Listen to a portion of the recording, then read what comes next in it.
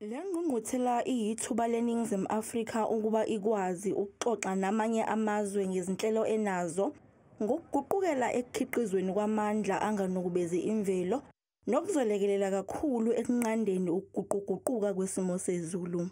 We will be engaging with parties and all negotiating groups to conduct informal consultations on concrete issues related to overcoming barriers and complexities in implementing countries' nationally determined contributions, as well as the necessary means of implementation to achieve the 1.5-degree goal and net zero decarbonization by 2050. Kule ngqungquthela kulindeleke ukuthi kukhulunywe ngodaba loxhaso lokulekelela amazwe akhahlanyezwe umthelela wokuguquguquka kwesimo sezulu.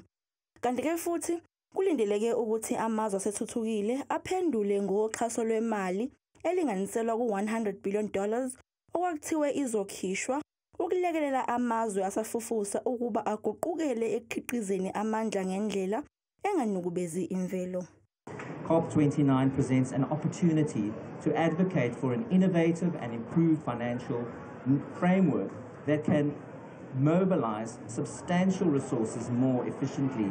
Such a model must ensure predictable, accessible, and adequate funding. Le ngqungquthela izophothulwa ngoLwesihlanu.